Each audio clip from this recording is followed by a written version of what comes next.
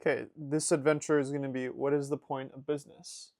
So, the point of business is, in my way of looking at it, is a goods and service exchange, but it's also a gesture of what I know as the internal being. That's the business that exists outside of me. What does any of that mean? Someone's super passionate about drinking wine. Guess what they're going to be? A wine collector. They're going to be a sommelier. They're going to go be the wine director at, I don't know, the local wine place. They're going to go find land and develop their own grapes, right? That's what a business is for. Someone's really passionate about woodworking. They're going to go make a bed. They're going to go find wood in the redwood forest, and they're going to start a, uh, a wood reclamation business where they can take down trees and say, oh, I can actually turn this into something worthwhile. So the point of business is also the exchange of goods and services in the respect of, for example, if I'm someone who's technologically inclined and I meet people who simply haven't put the same amount of thought into technology, then there's a business there in the sense that someone might find value in what I offer. And because of that, I am someone that can be dealt business. But also in that same regard, it's also saying, okay, I'm personally not super aware or tuned into anime. So maybe it wouldn't necessarily be the most efficient thing for me to go do, even though it's going to turn out amazing because, again, if I were to go make a video about someone drawing and they're really great with drawing and all they can do is find great pencils and great shading techniques and great quality of paper, then maybe I can learn something about that. And my ignorance plays positively in that relationship of, you know what, I might not, or let me rephrase it this way. I'm in the best position possible to ask questions that the beginner, that the unaware are going to be asking. So, in the respect of what is business, it's as simple as, okay,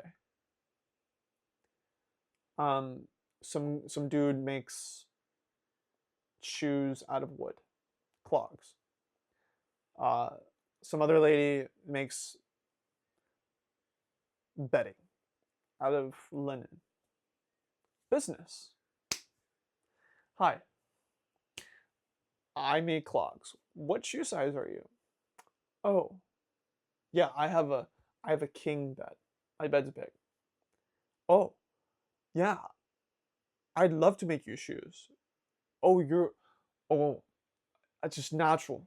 You don't have to color them or anything. Just as easy as possible. That's okay. Do you want to design on your shoes? No? Okay, okay. So then guess what happens? I make this person two pairs of shoes. They make me a full thing of bedding. Next thing you know, they have shoes for an entire year, and I have bedding for who knows how long. Business. And the funny thing about business is that, for me at least, or for me, the way I look at it is so straightforward in my way of looking at it. So simple in the respect of, yes, there is a version of business and a version of getting along with people and a version of communication that I see myself having that And again, when it comes to this whole business thing, it's being able to realize if there's 100 people in front of me, and this is business in the most honest sense, the way I know it to be. If there's 100 people in front of me, I know that in that group of 100 people, I would say there's probably 10 of those people that are meant to be farmers. And out of that 10 people that are meant to be farmers, there's probably 2 or maybe 3 people that are meant to be the main person who's farming, because they can juggle with their mind the ins and the outs of rotations and dew points and uh, weather patterns and when something is ripe or when something needs to be planted. And then everyone else is kind of just more in tune with the simple nature of like, oh, I actually really love being on the farm. Whatever you want me to do, I'll just do it. Because there's people like that. Just in the same way that there's people who work on a farm who might look at it that simply, but then are also in the back of their mind saying, you know what? If I had the chance to put myself into a different business, maybe, just maybe, I might be the kind of a guy who's able to fix cars. And maybe, just maybe, having had worked on a farm, I can actually put my mechanic knowledge, prowess, to use by fixing tractors. Maybe I'm more mechanical in the sense that I understand that there is a total need for farmers, but I also understand that the farmers actually have a total need to be using hoes and tractors, and they might need stuff welded, or they might need irrigation help, and more mechanical in that sense. But because they have the expertise and the knowledge and the experience of the business of farming, they then are also in an advantageous position to put 2 and 2 together to say, you know what, I understand that there's a guy on the farm who does the work of 100 men. And I also understand that I understand that, which means that I'm the mechanic who does the work of 100 men. So in that regard, it's like that would be the city mechanic, or that would be that district's mechanic, because they understand the regard of like, wow, these farmers require these specific tools or this specific version of help. I know that I could go be in the field putting my 2 hands to work. But if someone's truck needs to be fixed, or they got a trailer that has to be welded together, or there's a hitch that needs to be put back, and there's got to be someone for that, because Mr. Farmer might be spending his time, his business could be helped out better or be more put to use by doing everything but mechanical work.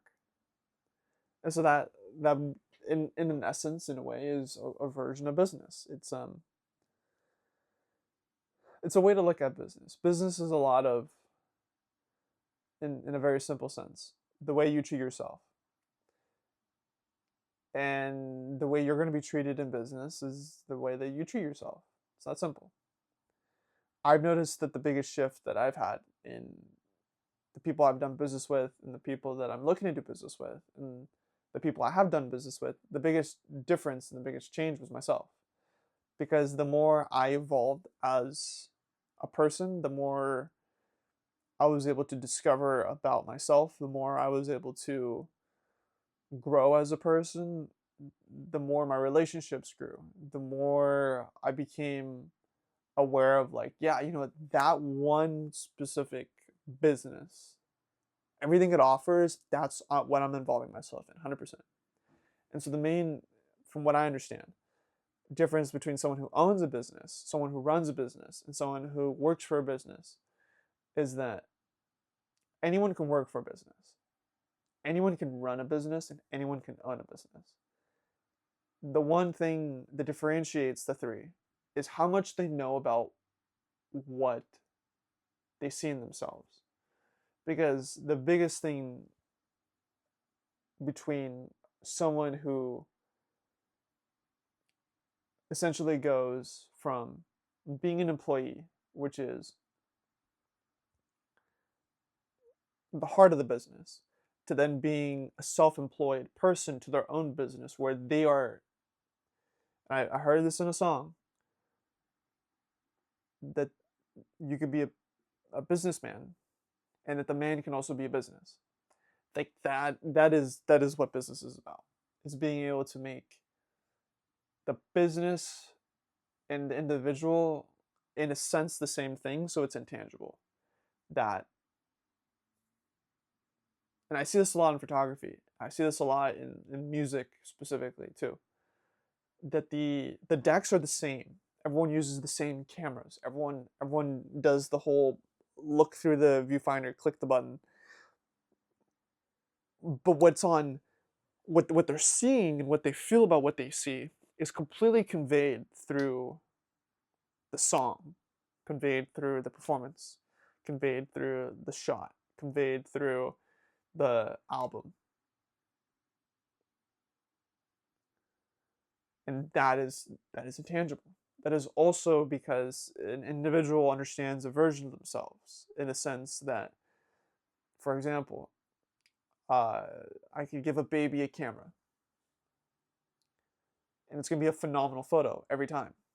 Do you know why? Well, because the baby is a foot off the ground. Their head is literally a foot from the floor. And you listening to this, whether you are going to acknowledge it or not, everything that a baby does is just, it happens to be amazing, and it happens to be funny, and it happens to be joyful. Why? You knew the most about yourself when you didn't know anything about anything. And like that's the fascinating part. I'm just like, this is a real time realization, is like, whether you're on a vice or whether you do anything outside of just like being sober, the fascinating thing is that you, in your happiest moments in your life, were always sober, because those always happened prior to you. Maybe something happened to you, or maybe you chose a different way of life and you were like 11 or something, and I respect that. I've heard those stories too. You're still incredible people. It just so happens to be that when I think about how I was younger, the times when I was like literally pooping my own pants, or there's dirt on the side of the road, and I had like a finger held dirt bike. I was 6 years old, and just like, cruising around in that, jumping around in that, or going to the swing set and just like swinging around. Like, I didn't know anything about anything, but I knew a lot about the fact that that was something that I could do. That was like, oh, this is my element. Like, I love this. This feels great. Or like being able to ride a bike without like holding the handlebars. See, that's knowing about yourself. And then as we grow older, we've come to cling on to all these random things that we think or thought at some point. We're like, oh, you know what? This is gonna make me happy. But then ultimately, what we come into, and this is like the philosophy, psychology part of it, is like, we do things as a means to an end, as opposed to doing it as the end itself. AKA, you were happy riding the swings. It's not that you needed to ride the swing 100 times, and then at the end you're like,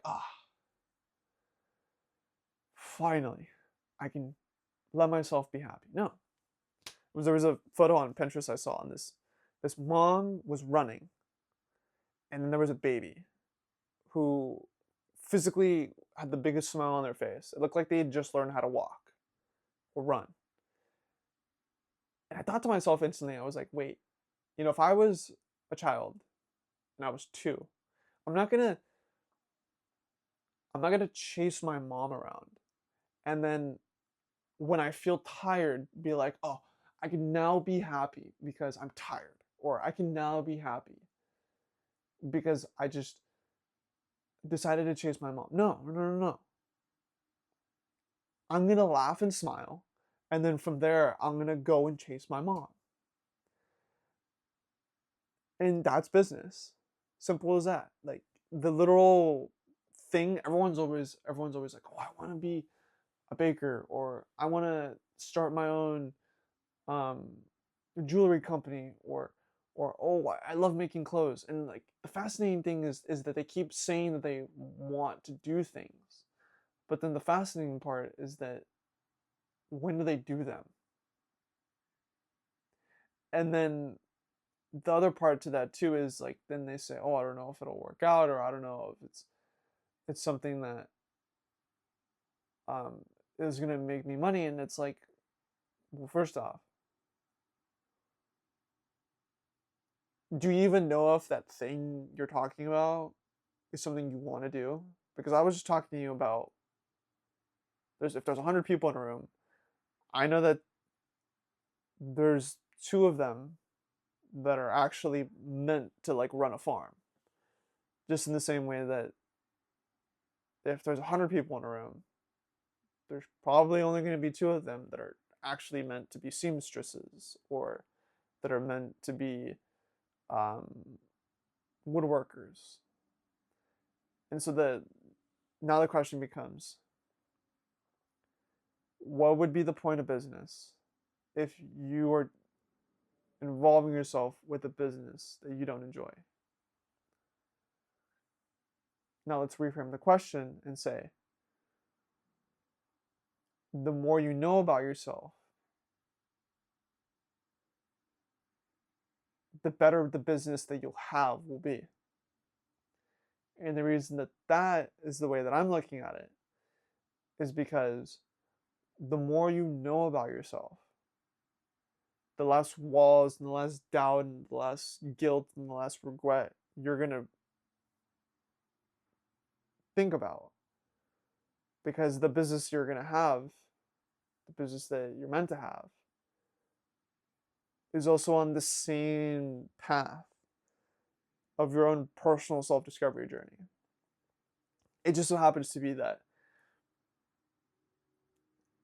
sometimes people start a business without realizing that that's actually the point of the business, that the real actual point of the business is you can have a dynamic business that offers a wide range of things to a wide range of people, but only because you are an individual that knows about yourself and how the applications of what you offer can be mutually applied to different people. Just in the same way that it's like I could I could tell you that there is a coffee shop down the street from me that if you got their advice, your coffee shop would work in such a way where not only are you honoring the coffee, but you're honoring the fact that people show up to have your coffee. You're not running the business because you want to make money. That's like a guaranteed thing that's supposed to happen. It just is the feeling of sitting there and having a relationship with the customer is also the same feeling about having a relationship with yourself. And getting to ask someone what their name is and who they are and what they do is an honest question, because as an individual you also honor that yourself in the respect of no one has to ask you those things for you to know what they are. But again, for the people that haven't been on the self-discovery journey, when they're asked about those things, they might be shy and timid because maybe they haven't fully discovered themselves, which is okay, because that means that there's a something for you to start, which also means that's the beginning, which is how businesses work, because that's the point of a business, is to start something. Take care. All the best.